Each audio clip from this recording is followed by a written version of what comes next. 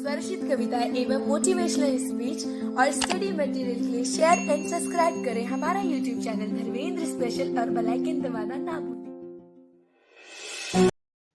नमस्कार, मैं स्वागत करता हूं अपने YouTube channel Dharmendra Kumar special पर और विशेष रूप से स्वागत करता हूं कक्षा 12 में अध्ययनरत छात्र एवं छात्राओं का।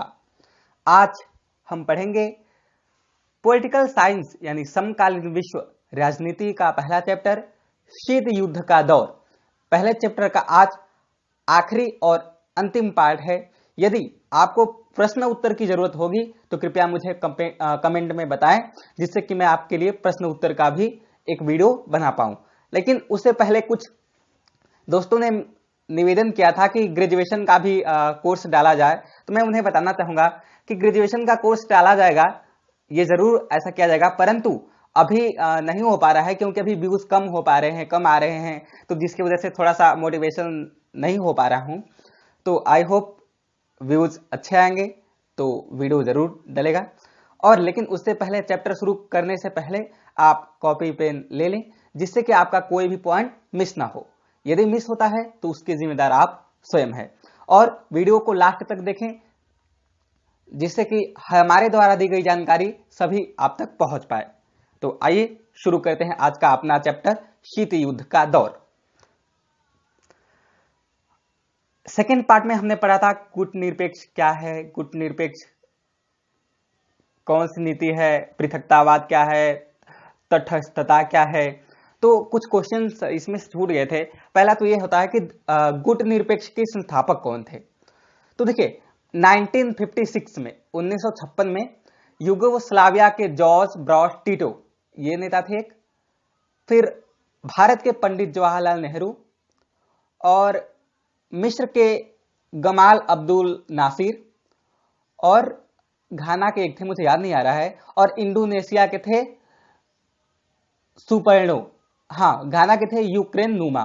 तो ये 5 नेता थे जिन्होंने गुटनिरपेक्ष आंदोलन का स्थापना किया। तो आई होप आपको समझ में आ रहा होगा। अब हम थोड़ा सा ये जानकारी लेते हैं कि नव अंतरराष्ट्रीय आर्थिक व्यवस्था से आप क्या समझते हैं। टॉपिक है सेपरेट। तो नव अंतरराष्ट्रीय आर्थिक व्यवस्था से आप क्या समझते हैं। तो देखिए इसके लिए हमें थोड़ा सा पीछे जाना पड़ेगा, तभी आपको समझ में आएगा। तो देखिए हमने पढ़ा था गुटनिरपेक्ष। तो गुटनिरपेक्ष में क्या था, जब पहले आपको पता है कि दुनिया में 2 ही महाशक्तियां थी, अमेरिका और सोवियत संघ। तो उन दोनों शक्तियों को चुनौती देते हुए एक तीसरे पक्ष का जन्म हुआ, जिसको कहा गया गुटनिरपेक्ष। अच्छा, तो गुटनिरपेक्ष में कौन से देश आते थे जो एकदम सताए गए थे, गरीब थे, उपनिवेश हो रह चुके थे, तो ये अल्प विकसित देश थे। इनको ऐसे देश गुटनिरपेक्ष आंदोलन के अंतर्गत आते थे, क्योंकि इनके ऊपर कोई दबाव ना बना पाए और सभी चाहते थे कि हम पे कोई दबाव ना बनाए, हम स्वतंत्र रहें। अगर ये गुटनिरपेक्ष नहीं होता तो हमें दोनों शक्तियों में से किसी एक की तरफ जाना पड़ता। ठीक है, तो अब हम जानते हैं थोड़ा सा कि पहले गुटनिरपेक्ष में कौन से देश आते थे। पहला पॉइंट, अल्प विकसित देश या फिर विकासशील देश हम कह सकते हैं अब। तो अल्प विकसित देश। दूसरा, यह देश गरीब थे भाई। और तीसरा, इनकी आर्थिक व्यवस्था कमजोर थी। चौथा, इनके सामने एक चुनौती थी भाई कि इनकी जो गरीबी है उसको निकालना। पांचवा, यदि इनकी आर्थिक व्यवस्था कम थी तो जाहिर सी बात है भाई इन पे खतरा बढ़ जाता। तो ये सब 5 पॉइंट हैं, इनको आप समझ लें। अब हम आते हैं अपने टॉपिक पे, नव अंतरराष्ट्रीय आर्थिक व्यवस्था से आप क्या समझते हैं। तो देखिए जब लोगों को पता चला कि ऐसी स्थिति है हमारे यहाँ गुटनिरपेक्ष आंदोलन में, तो लोगों को लगा कि भाई कोई ऐसी समस्या का निदान करने वाला कोई चीज तो हो जिससे ये समस्याएं हल पाए। ठीक है, कोई इस समस्या का भी निदान तो होगा जो आजकल शोषण हो रहा है, तो इस समस्या का भी हम हल तो कर सकते हैं किसी चीज के जरिए। तो इसी समस्या को ध्यान में रखते हुए एक नव अंतरराष्ट्रीय आर्थिक व्यवस्था की अवधारणा का जन्म हुआ। ओके, तो देखिए बात यह आती है कि जब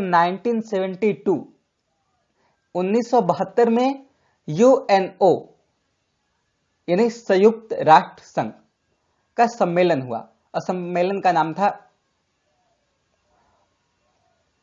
UNCTAD, United Nation Development Treaty Organisation. एक बार फिर से United Nation Development Treaty Organisation. तो इसके नेतृत्व में 1972 में एक सम्मेलन हुआ था जिसमें ऐसे देशों के परिप्रेक्ष्य में कुछ फैसले लिए गए थे जिससे कि ये देश अपना सुचारू रूप से काम कर पाए और इनके ऊपर कोई ज्यादा हस्तक्षेप न कर पाए। तो पहला पॉइंट जो लिया गया था वो था कि अल्प विकसित देश यानी जितने भी अल्प विकसित देश हैं, जितने भी गरीब देश हैं, उनके संसाधन जो थे, जितने भी अल्प विकसित देश थे, उनके जो प्राकृतिक संसाधन थे उन पर उनका ही नियंत्रण हो, यानी वो जैसे चाहें वैसे इस संसाधन का उपयोग कर पाए। आई होप समझ में आ रहा होगा। ठीक है। दूसरा कि ये जो अल्प विकसित देश थे, इनके लिए एक मुख्य चुनौती थी भाई कि अपने देश से गरीबी को निकालना। क्या थी? अपने देश से गरीबी को निकालना, यह सबसे मुख्य चुनौती थी भाई। तो इसको लेकर उन्होंने माना कि जो अल्प विकसित देश हैं या विकासशील देश हैं या जो गरीब देश हैं, उनके लिए आर्थिक व्यवस्था का होना जरूरी है। अब देखिए, अब यदि आपके पास आर्थिक व्यवस्था नहीं है तो आप आजाद नहीं हो पाएंगे, चारों तरफ से घिर जाएंगे, तो आप क्या करेंगे? यदि आर्थिक व्यवस्था होगी, आपके पास कुछ अस्त्र शस्त्र कुछ होंगे, तभी तो आप कुछ काम कर पाएंगे। तो इसीलिए आजादी के लिए आर्थिक व्यवस्था का होना बहुत ही जरूरी है। अच्छा, अब हम पढ़ते हैं आगे कि हाँ, जो आर्थिक व्यवस्था की संस्थाएं हैं उनमें ऐसे लोगों का भूमिका बहुत कमजोर था, तो ऐसे लोगों की भूमिका होनी चाहिए। नहीं, जो गरीब पिछड़े वर्ग के लोग हैं, जो अल्प विकसित हैं देश हैं, उनकी भूमिका होनी चाहिए। किसमें? अंतरराष्ट्रीय आर्थिक व्यवस्था की संस्थानों में। अब देखिए, आप कहेंगे कि बहुत सारी संस्थाएं होती हैं, तो भाई बहुत सारे क्या, जैसे मुद्रा कोष, WBB, ठीक है, वर्ल्ड विश्व बैंक, ऐसे संस्थानों में इनकी भूमिका नहीं थी, क्योंकि जो भाई विकसित देश थे, ताकतवर देश थे, उन्हीं की सत्ता चलती थी, तो इसके वजह से इनकी भूमिका बहुत कम होती थी। अच्छा, अब बात आती है कि पश्चिमी बाजार यानी अमेरिका, पश्चिमी बाजार तक इनकी पहुंच हो। पहुंच किस लिए? यदि पश्चिमी बाजार तक इनकी पहुंच होगी तो जाहिर सी बात है, जब व्यापार करेंगे तो थोड़ा इनके पास आमदनी होगी, महंगाई होगी थोड़ी सी, जिसका लुत्फ उठा पाएंगे, फायदा उठा पाएंगे अपनी फसलें बेचकर। ठीक है, इसलिए अमेरिका तक इनकी पहुंच तो होनी चाहिए। अच्छा, अगला पॉइंट है कि जो अमेरिका से मंगाई जाने वाली टेक्नोलॉजी है, प्रौद्योगिकी जिसको हम हिंदी में बोलेंगे, तो अमेरिका से जो मंगाई जाने वाली प्रौद्योगिकी है उसकी लागत कम हो, टेक्नोलॉजी की लागत कम हो, जिससे कि जो गरीब देश है उनका यूज कर पाए। देखिए, अमेरिका देश की टेक्नोलॉजी अच्छी होती थी। पहले दो महाशक्तियां थी, सोवियत संघ और अमेरिका। तो सोवियत संघ की जो टेक्नोलॉजी थी उसकी उतनी अच्छी नहीं थी, लेकिन अमेरिका देश की जो टेक्नोलॉजी थी उसकी बहुत अच्छी होती थी। लेकिन इसमें क्या था कि लागत बहुत ज्यादा लगती थी, तो जिससे कि जो गरीब देश है, जो अल्प विकसित देश हैं, वो उनका प्रयोग नहीं कर पाते थे। तो आई होप आप सभी को समझ में आ रहा होगा। ठीक है, अब आपको यह लग रहा होगा कि सोवियत संघ में जब टेक्नोलॉजी थी तो सोवियत संघ से ही क्यों नहीं लिए? भाई सही बात है। तो इसमें यह हुआ था कि जब चीन ने पूंजीवाद का समर्थन किया तो धीरे धीरे क्या हुआ, सोवियत संघ का विघटन हो गया। तो सोवियत संघ का जब विघटन हो गया तो उसकी जो सारी आर्थिक व्यवस्थाएं थी वो समाप्त होने लगी, जिस के जरिए जो वहां के अल्प विकसित देश थे उनको बहुत सारी समस्याओं का सामना करना पड़ा।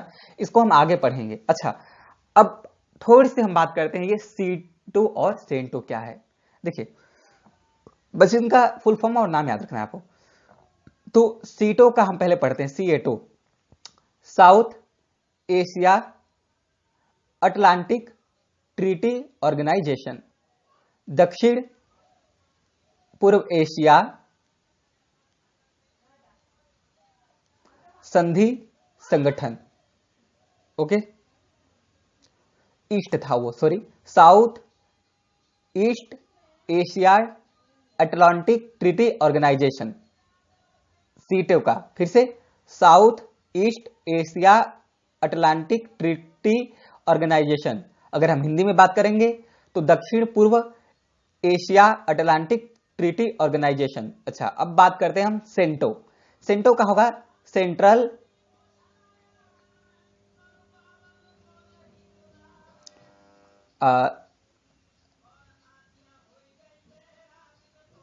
ट्रीटी ऑर्गेनाइजेशन, यानी केंद्रीय संधि संगठन। ओके, आई होप आपको समझ में आ रहा होगा।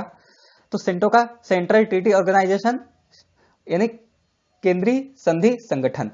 तो आई होप ये वीडियो आपको अच्छा लगा, तो लाइक करें, सब्सक्राइब करें और शेयर जरूर करें, क्योंकि व्यूज कम आ रहे हैं। यदि व्यूज कम आएंगे तो देखिए उत्साह हमारा नहीं बढ़ पाएगा, तो जिसकी वजह से वीडियोस बनाना बंद हो जाएगा। तो आई होप वीडियो अच्छा लगा होगा। यदि अच्छा लगे तो लाइक सब्सक्राइब शेयर जरूर करें और दोस्तों के साथ शेयर जरूर करें, जिससे कि आपका दोस्त कोई छूट न जाए।